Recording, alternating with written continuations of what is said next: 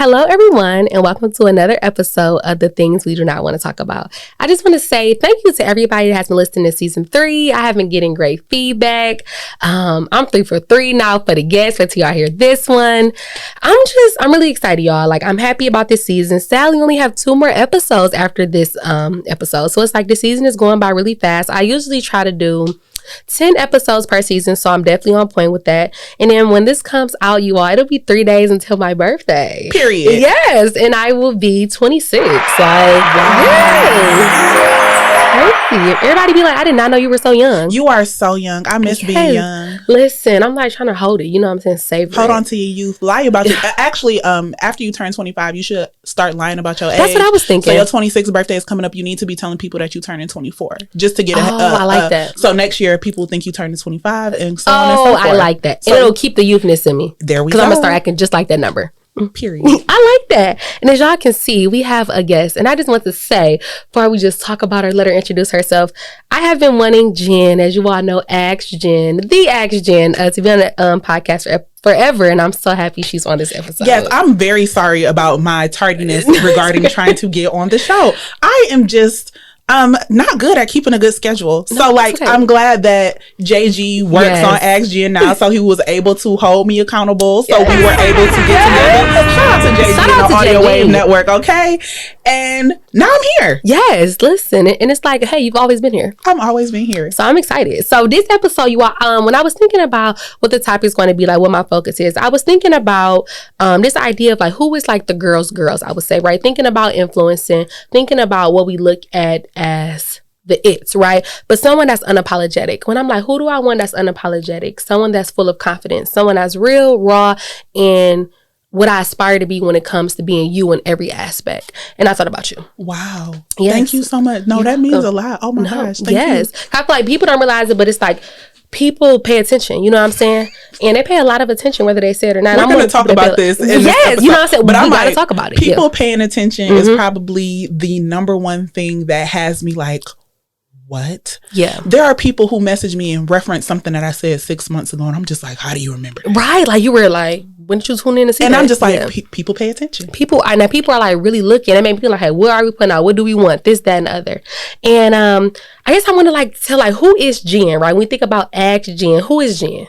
Who am I? Who are you? At my core, I always have to say this first. I'm a mother. I know that's right. I have a 4-year-old. She'll be 5 in September. Oh, yes. Me being her mom is number one, but me as her mom and how I show up as a woman is the most important, because having a daughter, your first role model of femininity, how to show up as a woman is your mom. So what I want to show her is being a good friend, being someone who stands on their word, being someone who is honest, being someone who is true to themselves, and someone who, even at their lowest, are able to pick themselves up. I feel like that's who I am at my core. I'm a great friend.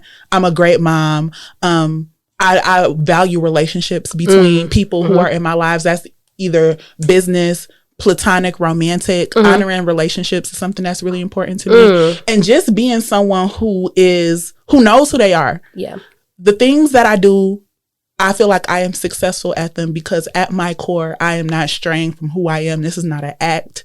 This is really just me putting myself on display, and people happen to like it. And I think that's why the things that I do capture people's attention. Yes. They continue to be successful. So I think that's who Jen is. I think I can change. I have lived 30 different lives. By the time this episode airs, I could be on life 31. But right now, this is who I am. And I love it. And honestly, it's so funny you said, I feel that. Like, I feel like everything you said is who you are. Like, it's not a game. It's again, like when we see you, you posting, like, it's you. Like, when you came in, your energy was exactly how your energy always is. You know what I'm saying? And I'm so glad you mentioned that you're a friend first. So, me, I'm not a mother. And I always think, like, you know, if you're not a mother or you're not a girlfriend or you're not a wife, those are 3 big, huge titles, right, for women.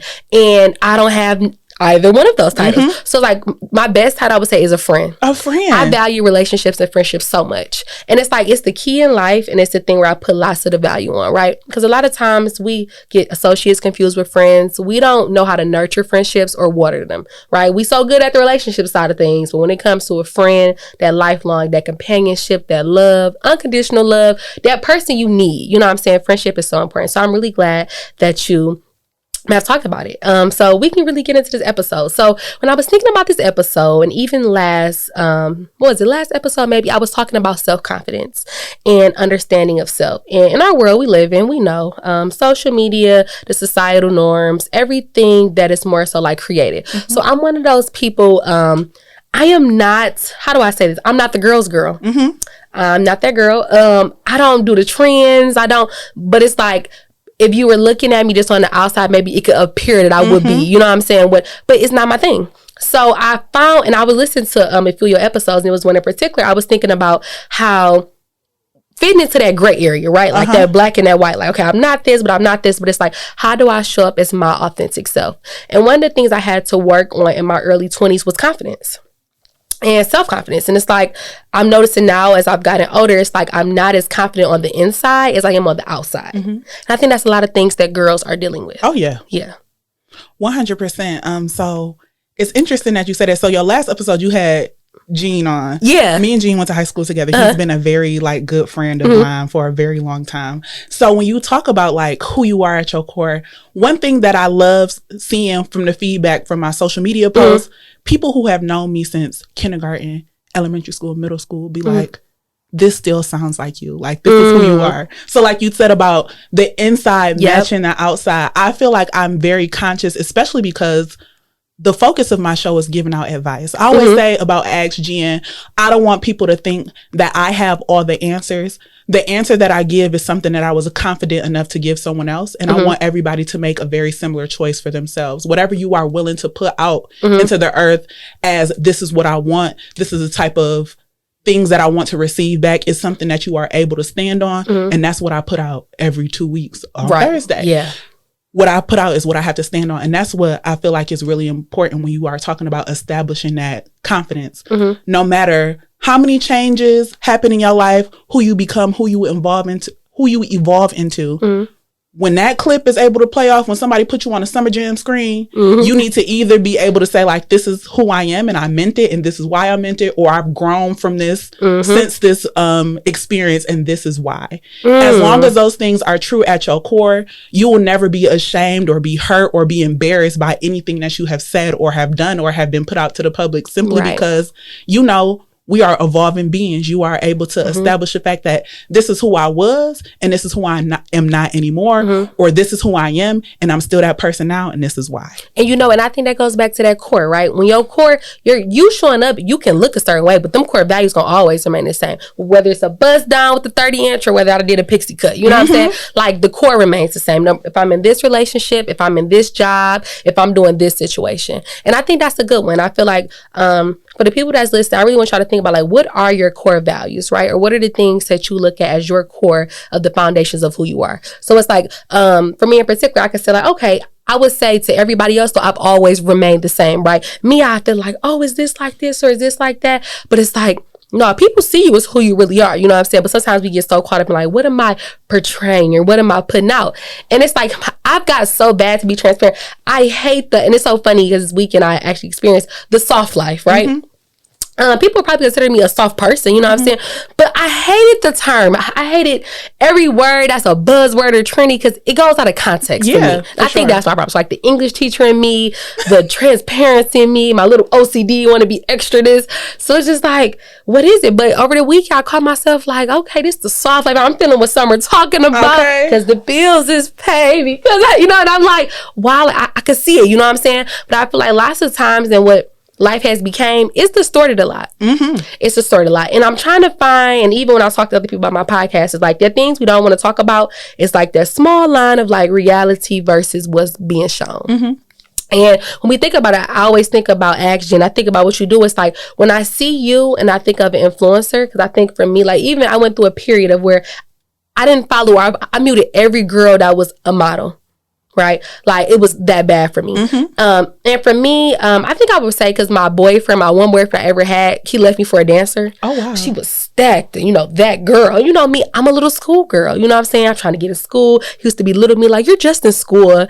I'm like, he was a hater. He was a hater. You know what I'm saying? It's like, and I'm still doing better with him. It's very hard, especially in a social media space, to decipher am I behind? Yes. Or is this just how somebody is putting on? And am I not doing enough? Or are the people around me just not appreciating all that I am doing? Am I doing enough, or are the people around me not appreciating what I'm doing? Because I would never, to a friend, she just in school. Being in school is a huge commitment. Right. Being in school shows dedication. It shows perseverance. It shows that you are able to stick out and do something and, do something to the end. That's a very big deal. Right. That's not just school.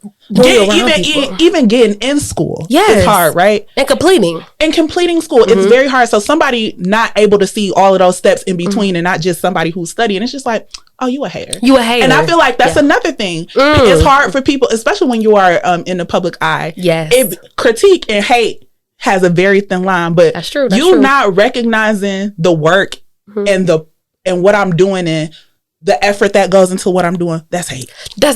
And we got to learn as women. And I feel like now, like, okay, I'm 26 now, but at 20, crying in that dorm room or my apartment, like, oh my God, where am I at?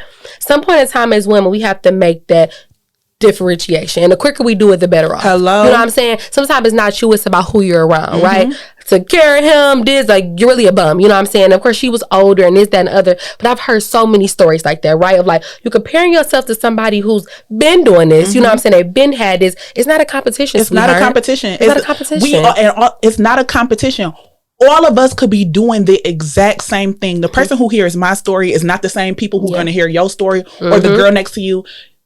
Even with Ag Jen, there are a million podcasts, there are a million talk shows. Like I said, we sitting down here together. My audience is not going to always be your audience, or one person can like the both of us. It does not have to be a comparison. It does not have to be one or the other. Either or is just the work of colonialism and white people. Community is what Black people and what our people are really about. We can always have both, and it don't have to be one or the other. And it's been like that all our lives. For some reason, we act like it's not. You know what I'm saying? Yeah. We go to the freaking grocery store. It's 20,000 cereals. White supremacy has done a number on us. I'm telling you, white supremacy and capitalism. Yes. It got us still hanging off the noose. Like, I mean, I'm just saying, like, it's really bad. So when I think about that, I be like, wow, like, why do we act like that? You know what I'm saying? Why are we? And when I think about you, and I was like, that's why one person I had in particular, you're always creating that space, I feel like. And I think that's what makes it different of what I think about, what do I want to see, right? What do I want to be influenced by, right? And thinking about, like, even the people who listen to the podcast or the people who are even on your show or even coming out to your events, it's like, what are you putting out? You know what I'm saying? When it comes to being unapologetic as a person, as a woman, it's really about showing up for yourself. You know what I'm saying? I feel like you have a good feel like that. How do you think, or what has got you to the point of how you have became so unapologetic? So this is sad. So I'm like, I want to give a trigger warning, like, this is so sad, but it's a beauty in it. So both of my parents died before I turned 18. My mom died when I was 3 years old. Yes. And my dad passed when I was 17, right before my senior year of high school. Okay. So I was raised, for the most part, like, I'm 31 now. I have an older sister who's 10 years older than me. If you listen to me, if you know me, you've heard me talk about her many times. Her name is Tasha. She come to my live show. She thinks everything that I do is so amazing. I love it. The worst thing that could happen to me in my life has already happened. I be feeling like I can't honestly say, like, I see what I've been through in my life. I feel like all the time, like, I'm supposed to be dead. I'm supposed to be turned out somewhere. I'm supposed to be doing bad, bad, messed up. And I'm like, I'm just not. So I'm just like, that is something that I value and I'm grateful for. So I seize it. The only people on this earth that I have to impress are no longer here. The only people whose validation I needed on this earth are no longer here. I can literally do whatever I want. So that allows me to move with so much power and so much grace, like, with myself. I don't have to worry about disappointing somebody or hurting my parents' feelings or moving in a way that appeases them. Like, the pressure, I hate to say it like this, but that pressure for me is gone. So I'm just like, the only people on this earth that I have to appease is myself and my daughter. I know that's and right. she happy as long as, she got some Play-Doh and some bubbles and I take her to Target every 2 days. Like, she's happy. I'm just like, yes. The only person I have to please and impress is myself. So that's the way I live my life. And I'm pretty satisfied. I love it. And it feels like it's really who you are. For those who I feel like maybe those who have a problem figuring out what would you say to them? Like, what are some, if they were to ask Jen, how do I become unapologetic? Where do I start? When we talked about those core values there, figure out, like, who you are at your core And how are you able to express those core values to everybody who you come across? So that might be you just leaving everybody you talk to with a positive word, or when someone gives you advice, you being an active listener. Those things that are at your core that you value, how are you able to leave that mark on every single person that comes into your life, whether it's a long-lasting friendship, a relationship, or a stranger in the line at the grocery store?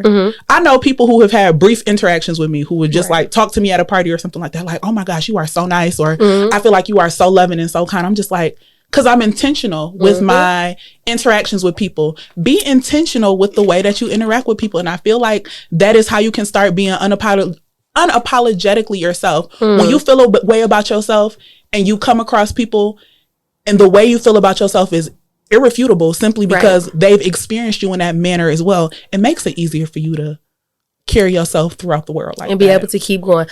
I love it. So with this confidence that you have, and I really like the way you perceive life, right? What is something that is a fear of yours? Or do you have a fear? I have so many fears. I'm scared of everything. Everything I do with Ask Jen right now, I'm scared to death of. Let me tell you, I quit everything. I am a professional quitter. I have said this on Ask Jen. I've said this on episodes. I say this. I do not see anything through to the end. Probably getting degrees in college is the only thing that I've ever like started and finished. Oh, and being a mom, of course, because you know, you don't finish that, you go to jail. Right. Literally everything that I'm doing is scary. I thought Ask Jen was going to be something that I was doing. I was going to have fun with for a while, and I was going to stop it like I do everything else. Right. But the demand kept getting higher. The acts kept getting bigger. The spaces that I was being in kept propelling. So I'm like, I literally could not stop. And I'm like, you just got to do it scared. You got to stop being scared. Like, it sounds so easy, but stop being scared. There is nothing on earth that anybody is doing that is better than you. That's another thing. Nobody walking this earth you bleed the same blood as is better than you. Continue your life like that. There is nothing that can stop you but yourself. Do it scared. I am literally afraid. Every single day I wake up and record, or I host an event, or I pitch to somebody for them to come on the show, or people ask me to do things. I'm scared every single time, but the only way I'm gonna elevate and get bigger is if I do. It's if I do and I execute. So I gotta do it. You gotta do it. And it sounds so easy, but it's just like that's the only thing that's able to do. I always tell people, hearing no and not asking gets the exact same result. It's still no at the end of the day. So you may as well ask. You may as well ask. You may as well do. Just do it. Yeah. You have to do it. And I think it's so funny you bring that up. I always say that, like, sometimes we can be in our own way. It's not people. It's not this. It's not the job we like to say. It's not the fact I'm not this entrepreneur. It's you. And I thought about that even with myself, and I was talking to other people of just like, sometimes you get in your own way of what you want to do just because you're scared of how you're going to be perceived. Scared of how you're going to be perceived, but also there is so much satisfaction in seeing something to the end. Like we were just talking about with school. Yeah. But just in general, there is so much satisfaction with saying I'm going to do something and actually doing it. That feeling of that satisfaction that come at the end, it make me chase it. I can't lie. That's the reason why I don't stop. Like the feeling of saying I want this guest, or I want to do this episode, or I want to reach this many views, and being able to continue to do it, it make you so hungry. It does, because you know you have to keep yearning for it until it gets done. And I saw that because I'm like, I think I'm gonna stop after this season, because like with the podcast, I wouldn't say I'm a professional quitter, but I have no problem with stopping. Like I have. So this, I'm like, okay, well, I don't really know what it's going to do. You know what I'm saying? Like I wanted to quit. And I say this all the time. Like I wanted to quit. Ask Jen has only been out for 2 years. I've wanted to quit several times. So also, even if you look at the episodes, like even the cadence, like I've stopped several times, but I started up again. People was asked, I'll be out in the streets doing nothing, and people like, where's Ask Jen? Like, what are you doing with this? Right. I'm hosting events. When you bringing episodes back? I'm filming episodes. When you start to host again? I'm just like, I feel like that's another thing. When people start counting on you, when people see you as somebody who see things to the end, it put another line of pressure on you. Those people who were confident enough to believe in me when I did not know what I was doing, I got to keep giving them what they want. I got to prove them right. I have to show up for the people who showed up for me. Because they depended on you. They depended on me. You have zero investment in this. You don't pull up for production. You don't film an episode. You don't pull up. You don't buy my clothes. You do my makeup. Right. You have zero investment in this show whatsoever, but you still watch and you still care that I'm doing it. You don't have to care about this at all. The fact that you making that choice and you able to put that choice on me, I got to do something for you. I got to at least show up to complete this and give you what you are asking for, because you do not have to do this. You could do this for anybody else. And it's so you're making a choice to do it for but me. it's for you. You know what I'm saying? And you know, I think that's something we really can hone in, even like ourselves. I feel like, especially lots of women, when you feel like, oh, I'm not doing enough, I'm not this enough, I'm this, that, every woe is me, right? Think about all that you do have. Man. Like, I get so excited when I see it. It could be the slightest thing. Every single time, and this is a fact, I'm going on that Buzzsprout to see how many views. It's a view every single time because people are listening. Somebody yesterday on Twitter literally just tweeted me and said, this episode that I just did it was completely outside of my scope. It's something that I normally didn't do. Like, it's not a guest that I would normally attract, but the episode is doing so well. Somebody, I saw that. Yeah, it's doing a lot. Somebody tweeted me on Twitter yesterday. It's like, I heard somebody listening to your voice, like an episode of Action in Dollar Tree. I have no idea who this person could have been or anything like that, but I'm just like, strangers are invested in what I'm doing. Yes. I gotta keep going. You gotta keep going, and it's a thing. And it's like, the more we do it, the more it grows. So don't stop. Yeah. Don't stop. I feel like this is giving me life, as it should. And I feel like I know it's gonna give my listeners life, right? I love it. The action is like, it's telling us what to do. This is like a playbook. If you could write a playbook, right? Say you had 4 rules. What would you tell people? Oh, don't stop. That's the first thing. Don't stop. 2, do it scared. Do it scared. 3, if you don't know what you're doing, hire people or get people on your team who do. I feel like, especially as entrepreneurs, or like, I feel like people don't see, well, for the most part, people don't see podcasts as products. You know, people sell hair or bags or something like that. People see that as a product. People do not see the visual or the vocal art that they're putting out as product. And that is a business aspect. That is a marketing aspect. There are so many things that are involved in this. If you do not know what you're doing, hire somebody who do it. And 4, what could I think of the last thing for that I believe in? Don't listen to everybody. I feel like that's another thing. Like, you cannot listen to everybody. I just learned that about 3 weeks ago. You cannot listen to everybody. Follow your heart, follow your gut. If you have a team, listen to them. And then I'm like, even on your team, everybody don't know everything. Sometimes you got to say, fuck this, I know what's best for me, and do what you want to do everywhere. Anyway, do not listen to everybody. Everybody can be a consumer. Everybody cannot be a contributor. Right. And that's the big one, because I feel like so many times you're listening to people who have no credentials, just people that don't have no experience. They know nothing about what you're talking. They're just speaking from a space of feeling. And I'm like, and feelings are okay. Feedback is great. I value feedback so much. Like, I don't know everything, every episode I do. I don't think it's going to be perfect, but understand where that's coming from and understand if that feedback is actually applicable. It's just like, yeah, I would love to do this, but I know I can't, or that doesn't really fit the scope of what I'm doing. The space of where it's coming from, it matters as well. But you can't listen to everybody. You can't listen to everybody. I like that, y'all. Please get the journals off of these 4 playbooks. I like these. I'm gonna call them the playbook rules. I really like it. Okay. So one thing that I'm also really big on, right? So I'm 26. I don't know if I will have a child. I think it comes from, I don't have the best relationship with my mom. So I'm a little bit afraid of having a kid. I think it comes from, but also just like, I'm big on the baby daddy side of things. And I've seen you tweet all the time, leave that kid at home with their daddy. Yes. So I want to hear, like, I'm a huge fan of being unapologetic as a mother as well. Like, I'm into the women who's doing it. They doing this and they're not fit into this box of what society thinks they need to be. How would you describe your way of being as a mom? Or maybe, what is it like being a mom and being unapologetically Jen?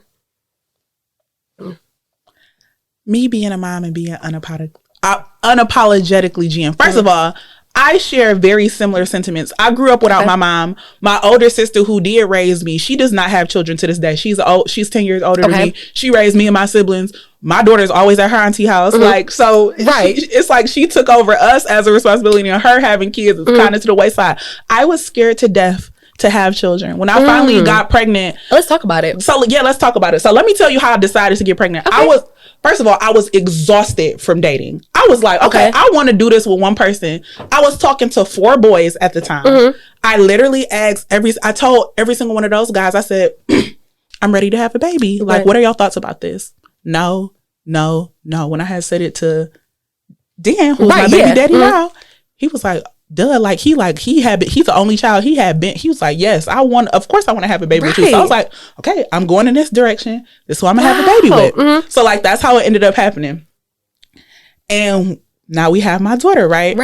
I was scared. So, and this is another thing. I was pregnant at the same age my mom was pregnant with me. So I felt like I want to say like destiny. I was like, okay, like this is fate. Like this is something that I'm supposed to be doing. When I had my daughter, I had the worst postpartum anxiety ever in my life. Like I was scared to leave my daughter. I was scared to do things without her. I didn't think anyone would take care of her as good as I would take care of her. I think like I had left her with my sister like one event, and I got home like so frantic, and I'm like, did she eat this? Did she do that? She's still wearing the same outfit. Did you change this? And my sister was like, girl, I raised you. If you do not trust me to watch your baby, like go somewhere. After that, I was like, why do I feel like that? I had to uncover that. And then after I thought about those things like myself, I'm like, there is going to be a point that this girl grows up. I cannot do everything for her. I need to get comfortable with other people seeing her. But when I got pregnant, I had a wig company. My wig company was doing well, was very successful. It was to the point that I had quit my job after a certain amount of months after I was pregnant, and my wig company kept me sustained until I decided to re-enter the workforce. So like that was a good thing. And then my wig company was doing so well. I wasn't going out and networking for it because I had really bad postpartum anxiety. My baby daddy came up to me and was like, I don't want you to ever think because you have a family, the things that you want to do or the goals that you set for yourself, you cannot do. That's a man. That's what he told me. Please hear what she said. Yeah, that's and a man. After he said that, I was just like, oh, wow. But I still had this anxiety in my head, so I didn't do anything. And then I was thinking about the fact that when my daughter grows up, I don't want her to talk about the stuff that her mom did. I want her to talk about the stuff that her mom is doing. Like, that was really important to me. So I was like... A lot of people do live in that past. I was like... So I have to figure out something else to do. And then the pandemic, I was with her 24/7. I was still working, but I was working from home. So like there was some flexibility there. Of course, the daycares was shut down and stuff like that. I got tired of being in the house with my daughter 24/7. So I was like, I got to figure out something else to do. And it just so happened that Barry had space on his roster at the Uprising Network. He connected with me and we were able to figure out and flesh out Ask Jen. Dan immediately was like, I need to be doing something with my influence. Like if you follow, like you said, you follow me on Twitter. I have a really big Twitter following. People ask me for suggestions and things like that all the time. And he was like, you need to be doing something with this. So when that opportunity came forth, he like, yes, go for it.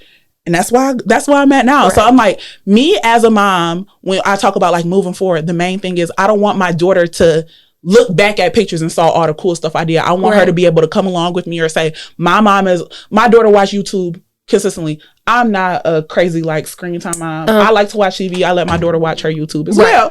And she be like, my mom is on YouTube. Like my mom has a show. Like people watch, and I'm like, I love for her to be able to see that. And I want her to be able to see me make my dreams come true as well. So like that's really where it comes from. Like me being so comfortable. I know I picked a good baby daddy. He's very capable. I can leave my daughter with him as long as I want. I want my daughter to see me as someone who is able to make things happen, who is a creative, who is someone who is able to move and influence people. The type of woman that I want my daughter to perceive me as is how I move forward. So I'm like, that's really important to me. And I think that is so beautiful. And I love when people say it, again, loudly and unapologetically, right? One of my pet peeves, I guess I should say, but I'm not a mother, so I don't ever speak from the perspective of one because I'm not, and I think that's a privilege to have.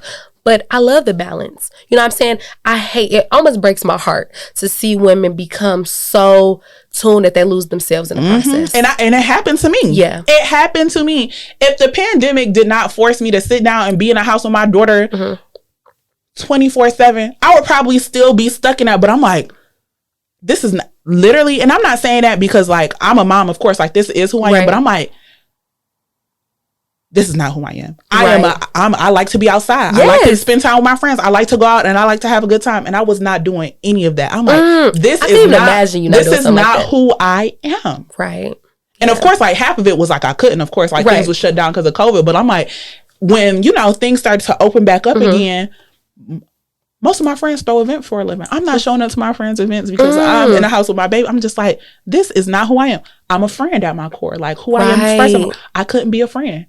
I was like, yeah, I can't do this forever. I gotta figure something out. I'm not being true to me. Hello? Yeah. And that's a big one. Like no matter what, whether if it's being a parent, whether it's being a spouse, whether it's being a casual partner, whatever it is, always stand on who you are. It gotta be you first. I gotta put me first, Lucius. I gotta put me first. Taraji ate with that one. Yeah, no, she do. And it's like the fact that it can be done and still be a good mother. It could still just be as done. much as I see you with your daughter. It's not but or no, it's like a this and. Yes. And we got to start including this life a this and. Like, I'm not just ask Jen, I'm this, and this. We are not monolithic. Hello? People. Black women won't ever be monolithic. And we don't have to be. No. Like, fitting into a box does not benefit us as Black women at all. We have been systemically pushed out of so many spaces that we have to put ourselves in as many spaces as possible to make ourselves visible and present. And that's something that I'm willing to do. And that's what I think all of us should be doing. And I think that's a really good point. That's what I really want to point out. I feel like I got my furthest and I became my best self once I got away from the box. I was always the schoolgirl, right? It was very hard for people to see me outside that. I even had friends, I won't ever forget it. My friend gonna know, whatever. So and this is like extra transparent. Because I feel like this is a good example. I was a friend like people did crazy things and they wouldn't tell me. Because it's like, oh, I had a threesome, or oh, I'm doing it because it's like Kingy, she's on her school, and it used to hurt my feelings that they didn't see me. It's like, I'm still your friend. I'm still your friend. And it hurt me so bad where I was like, dang, like you think I mean, okay, just because I ain't had one, I don't mean like I can't understand. Like I want to hear the juicy story, but they would look at it, it's like you can't, like you don't get it. You know what I'm saying? I hate that for them, and I'm like, no, like I'm still your girl. I want to know. I don't want to be left out. Fill me up. And I feel like the more you get out there, the more we get out of just the box. It's like life becomes lively. That's how I feel. And also, like, just with me and my show on Ask Jen, people ask me so many different things. I don't want anybody to ever feel like they can't write into the show because they feel like I'm going to judge them. Yes. So I'm like, I have to show all the parts. I have to show all the parts. I don't want anyone to feel like they are locked out of my audience because I'm not accepting or I'm judgmental or I don't believe in what people believe in. Bring whatever you want to me because that's your life. I don't have to walk in these shoes. I don't have to do what you do. I'm just here to listen, give a lending ear, and provide a response that you asked me for. That's another thing that I want people to know about Ask Jen. People ask me this stuff. This is not just me chiming in on people's business because I want to be a bitch or be mean or be nosy. This is people's opinions that they ask of me. I don't want anybody to feel like they can't ask me something because they feel like I'm gonna be judgy, or tell their business or like look at them funny. So I'm just like, I gotta show people I'm with the shits. I'm down with whatever. And it's like that's the point of the show. That's what makes Ask Jen so unique.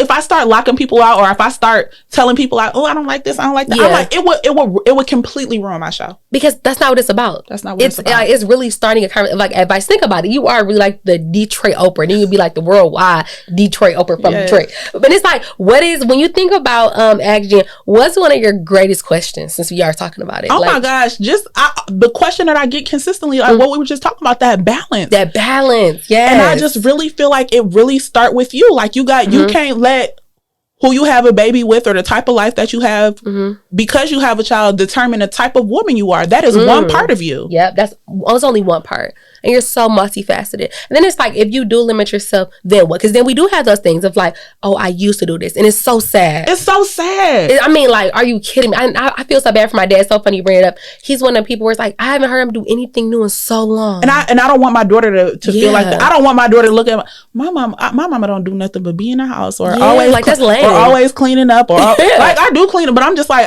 I know moms who just be in the house cleaning stuff like all day. And I'm just like, I don't know, with pride and joy. And I'm like, I don't want that to be my life. I want my daughter to know my mama be coming in at 2 a.m.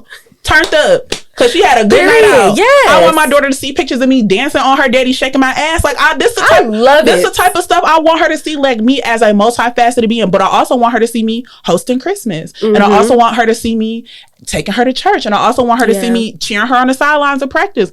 I want her to see everything. And you can have it all. And I feel like we don't tell people enough that you can have it all. We always want to put out settle for this or get comfortable with this. And also there's always the question of, can you have it all? Yeah. Try it and find out. Just try. And we usually don't hear that answer. Just try. Can you have it all? Just try. And whatever don't work, you just take it out. Hello? And it's so simple though. Like we talking about it, but like, no, it's just that simple. Like whatever don't work, it's gonna magically just find itself out. This is affirming. And I hope for people that are mothers, because I am a true advocate. I don't care if I have a kid or not. I want people to find their thing. Now, also, like when you talk about, I was scared to death to be a mom, and I talk about that. I was like, always felt like I was never ready. I always felt like I was not going to be responsible. When my mom passed away, she was pregnant. I felt like I was going to die. Like there was so much trauma for me. I lost my mom so young. Like when my daughter third birthday came up, like I didn't do anything for her birthday because for me it was so traumatic. I'm like, by the time I was 4, my mom was dead. My daughter turning 4 was a very big deal for me because I'm just like, that's a lot. I didn't have that. Right. So I'm just like, when you talk about like you don't know and you're scared and stuff like that, I'm like, me becoming a mom, like there was so. And therapy, thank God saved me. But I'm like, there was so much unlearning that came along with that. Like I was becoming a mother was like not anything I saw for my future because there was so many moments that I just did not have that. So I'm just like, I'm scared to bring a child on this earth and not be with them anymore. Like that's something that I was scared to do. And it's a fear being that you have lived that reality. Man. And then you had your daughter at that same age. I had my daughter at the exact same age. And I'm thinking about like even just being young and going to school and award ceremonies and Mother's Day. It's just so much trauma that happened with that. And I'm just like, I didn't even know that your mom it's so much unlearning. I'm like when you talk about like being scared and people talk about the choice of being a mom, I'm like, I completely understand. This is not anything I saw for myself at all. But now that I have it, it's the greatest decision I ever made. And I see people without kids that's happy. Like I said, my older sister watch my daughter all the time because she don't have no kids. Right. So when women say they don't want kids, my sister travel all the time. She always buying this, going here, doing that. I see both sides. Right. So I'm just like, and it's value in both. It's value in both. Yep. It's value in both.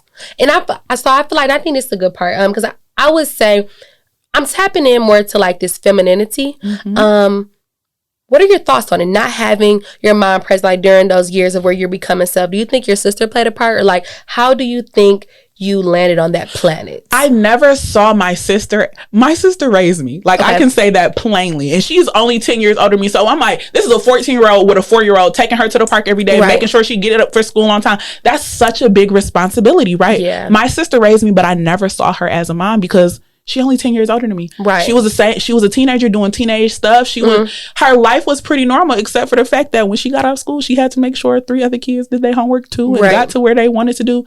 My older sister played a huge role, like in me becoming a woman and looking at femininity, just because we not close in age. I won't say that because she's a decade older than me, but seeing her come, she's such a nurturer. Right. And seeing how she nurtured me in my life, I'm just like, it just made me like, I always was a caretaker. Like even like in my friends at elementary school, if somebody didn't do their homework, I do their homework for them. If they didn't understand something, I do like being a nurturer is something that I truly learned from her. And we talk about like femininity and stuff, being a nurturer is like so big in that. And I'm just like, even before I was a mother, making sure like my boyfriends had really good birthdays, or making sure like when they had a hard day at work, like they would have food and like stuff like that. Like that's just who I am at my core. I am a caretaker. Even if it's not me taking care of like in the physical sense, I'm going to check on you. I'm going to send a good text message. If we have not talked in a while, I'm going to send you an email, like those types of different things.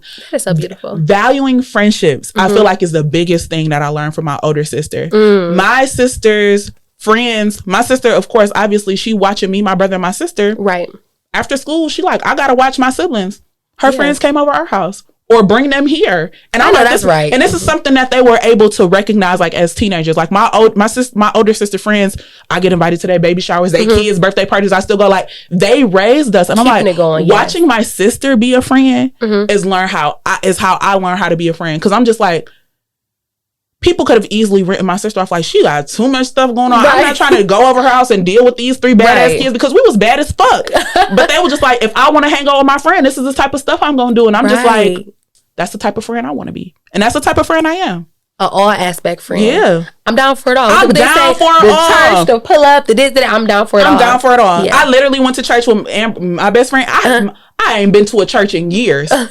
Amber called me like, yeah, my godmama is preaching. She invited you. Can you come?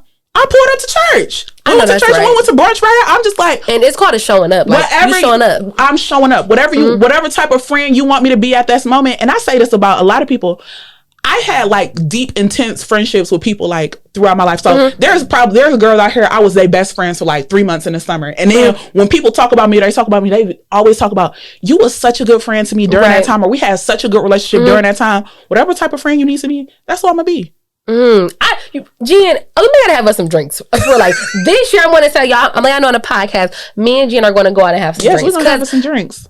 I love the value system. I'm really big on the value system. Like, and to me, I feel like, look, true, man, I be no besties, y'all, nothing, but we're gonna go have some drinks. Like, and I feel like a lot of times just seeing that, I feel like it's a really big deal for me. And that's another thing. So many people feel the pressure to be all in. And it's just like, no, it's just like, it's girls I have not talked to in years, but if they baby shower come around, they gonna invite me because they know I'm gonna show up. Yes. Or if they getting married, they gonna invite me because they know I'm gonna come to the bridal shower or come to the wedding with a good gift, or I'm gonna send them good energy, I'm gonna have good wishes. It don't have to be all in. It could be, look, when I need you, I want you to be there, and I'm showing up. And that's a good one. And that's like loving people the way that they want to be loved in the capacity that they have to feel. Sometimes we just overplay our parts. Sometimes we underplay the parts. Be intentional about what you have to offer and what do they want you to give. Honestly, this is so big. One quote I was thinking about, I was watching your podcast with me and Ray. You were talking about like the controversy of being an influencer and people only sharing their highlight reels, which is why I think has made me, honestly, it's so crazy. And I'll share it out. I've been so scared to share it. I could see myself being an influencer. Okay. I say it with caution, y'all. Y'all know I hate the whole thing, the trendy thing. But I'm now comfortable with, I want to be what I wanted to see. Right? And I'm not going to use the word influencer, but I want to be who I want to see and who I wanted to see back then, right? I wanted to see this. And I feel like that's why I'm so intentional. Like, I'm not sure entertainment podcast. I tell people all the time, that wasn't ever my intentions with the things we don't want to talk about. My logo doesn't say that. I don't say that. It doesn't represent who I am in my core. But when I saw you, and that's why I always give people their flowers, it created a vision for me, right? I may not be as unapologetic, but I strive to be because I enjoy women that speak up for themselves. It's all a process. I enjoy women that know who and what they want. You know what I'm saying? But it's like, I like it. And I feel like one of the things, like, not everybody is miserable behind doors. If you have to think that it's a problem for you. Yeah. That's a problem. It's a problem. Yep. If you feel like everybody has influence. Yeah. Everybody might not be an influencer, but everyone has influence. Yeah. Everybody got a friend who they text like, this is what I'm wearing tonight. Is this cute? Or I'm trying to get drinks, or I'm going on the first date. Where should I go? Everybody is an influencer. And I'm like, everybody has, especially like when you talk about social media, everyone has the opportunity to show what they want to show to people, and people finding value in that. Yeah. It don't got to be on a big scale. It don't got to be a Fashion Nova partnership, but I'm just like, you still an influencer. Like, you still have influence. Yeah. And if you feel like people are only sharing the good stuff because, oh, their life is really messed up or they're really sad, or I'm just like, please, all I'm doing is sharing restaurants. All I'm doing is sharing clothing suggestions. Like, it don't have to be that deep. And like I said, if you got to think that about people to feel better about your inability to share or put things on the forefront, or feel like you have influence in people's lives, there's something wrong with you. There's something wrong with you. And to be honest, you have some insecurity issues. Oh, yeah, for sure. And I think most people do. And they do. Yep. Insecurity is not a bad thing, but placing those insecurities on other people or making other people responsible for those insecurities is definitely a bad thing. You're projecting. You really should tune into that. And I feel like when it comes to it, what I really want to, like, when I think about like being this unapologetic self, and even as we're having this conversation, it's making me think about, in order for you to be true, you being real, you being unapologetic, you're being who you are supposed to be, it takes you to really look at, are you okay with who you are? Are you okay with what you look like? Are you okay with what you feel like? Are you okay with what you think, how you dress, how you are perceived, whatever the case may be? Get away from all the things people telling you, and get in the here. Get in the here. And also, we are human beings, and the existence of being human is not fixed. Whatever you don't like, you have the ability to change. It's not fixed. Why you have to sit with what you don't like? Change it. Yeah. Change it. If what you don't like is hindering you from your goals or your dreams or putting yourself out there, why didn't you work to change those things? If you watch Ask Jen, I've lost a significant amount of weight from the first episode to now. Why? I looked at myself on camera. I'm like, I look a little big. My neck a little fat. Like, I should get in the gym. Also, what the gym did for me is I like how it feels. Like, I like what it's done for me and my self-confidence and me, like, again, showing up for yourself every day is what the gym does. And I'm just like, or like changing my voice or how the set looks. Yes. We are not fixed. The things you don't like, you have the capacity to change. Find the willingness to change, and you will be happy and satisfied with those things that you make you so uncomfortable or make you so apprehensive about putting yourself out there. Work on it. Just work on it. Look inward. That's something I always say. Look inward. Oh, that's a good therapist quote. Look inward. Y'all, I'm a social worker. Y'all know how I get down. Yeah, I'm a social worker. Like, that's what I am at my core. And that's why Ask Jen is not so far off for me, because, like, it's not professional advice. It is not licensed social worker professional advice. If you have deep rooted issues, please seek out professional help. Yeah, please. But I'm just like, it's social work. Right. It's what I do anyway. It's what you do anyway. And I think that's why I feel, because I'm a teacher. So it's like the learning the lessons, the teaching, and the trying to get people to understand through different avenues. It's like, we really click on it. I feel like it aligns. Everybody's not going to seek traditional therapy. No. People might write a question into my show. Yeah. So if you, whatever that medium looks like, that's what I'm trying to hit. Mm-hmm. Somebody who don't really want to see a therapist, but still want an objective point of view. Yeah. That's where AskGN fit in. That's how I feel. I feel that's what I want to do with the things we don't want to talk about. Sometimes we're just not comfortable really being real. But once you hear from someone where it's like, no, if she could talk about it, when I thought about the episode or like just thinking about the season, what do I want it to get? Or what did I want to get out of the things we don't want to talk about? I always say I wanted to create a voice for the voiceless or those who just don't have a platform to share. And when I say platform, it's not even about a thing or a media thing, but just not having the space to have this conversation.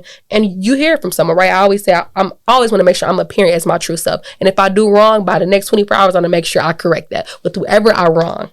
So I'm so glad you shared this. I am so thankful for this episode. This has been amazing. Oh, I'm glad you liked it. Yes. I just been talking. Yes, I love it. No, this is beautiful. Also, I love coming on shows and not having to talk about the story of how AskGN like came to be. I just want to sit down and be able to talk about things with people because my show is directed. I answer stuff, and the stuff I talk about on my show is guided by my audience. So opportunities for me to just share my voice, I really appreciate it. So thank you for inviting me on. No, thank you. I'm so happy, everyone. We are almost wrapping up season 3. Thank you for everyone that has been listening. You all, we still rocking, we going strong, and your girl about to be 26. Flat out. Okay, so until next time, I will see you all in the next episode. Bye. That was good.